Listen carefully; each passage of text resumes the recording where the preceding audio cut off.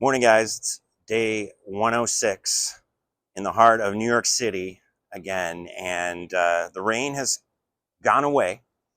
Brighter skies ahead, hopefully for markets as well. Follow up on yesterday's post and video about Bitcoin going to 50 million by 2041, and that's 1 quadrillion, and becoming the global settlement layer.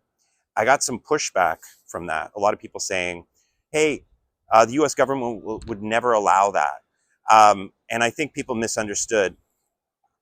Being the global collateral layer for the economy is not the same as replacing US treasuries, which would remain an asset, and the US dollar, which remains the transaction vehicle for most transactions in 2041. But the global collateral layer is something more foundational. It is something that underpins the whole economy, and it is something totally apolitical. And the best analogy I can point to is eurodollars from the 1960s till the 2000s, 2010s. Basically, nobody voted for that. No politician voted for eurodollar to become this sort of global collateral layer, and yet it emerged because it was the right solution at that time.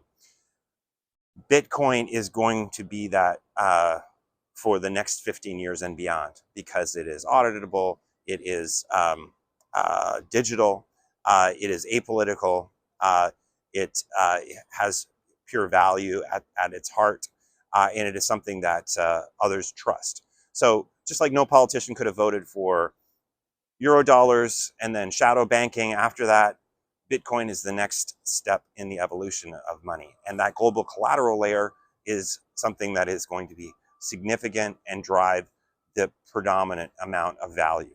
Gold is going to be subsumed into that. Gold is obviously non-digital and whatever. So as people continue to die, my parents' generation and all that, people will automatically opt for Bitcoin over gold. What I wanted to speak about today, though, is that there's a second half to this sort of Bitcoin to 50 million by 2041 argument, which is Ether, an ETH. Basically, Tom Lee has been out there on speaking about how he believes the bullish case for ETH is that everybody in the world is moving to stable coins, and stable coins are predominantly being built on ETH, and therefore every stablecoin transaction is going to lead to an increased value in ETH. I agree with Tom, but my argument for why ETH is going to 1.5 million by 2041 is much bigger than Tom's argument. And it's that basically ETH is the programmable settlement layer for this new economy that is getting built on top of the global collateral layer, which is what Bitcoin is about. Basically, identity, workflow transactions, AI agentic transactions, which I think are going to comprise something like 90% of all future transactions, especially 15 years from now. All of those transactions leads to settlement, and that settlement is going to happen on ETH. And it's that settlement that is going to create the predominant power law spike in the value of ETH between now and 2041. Every time I say something bullish about ETH and I say it's going to 1.5 million or something, I get a bunch of people on Twitter who say, oh, Solana is superior to ETH.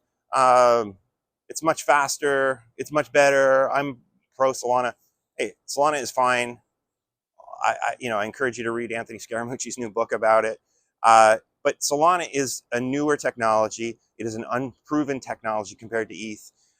It is a gateway to transactions. It will exist.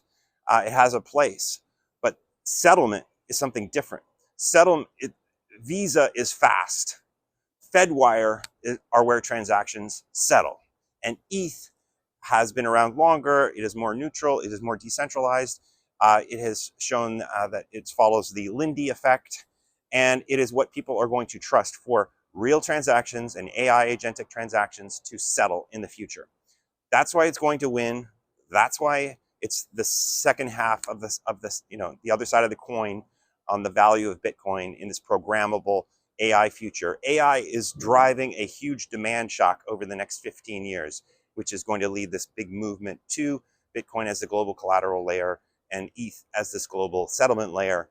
And that's why Bitcoin is going to 50 million by 2041, and ETH is going to 1.5 million by 2041.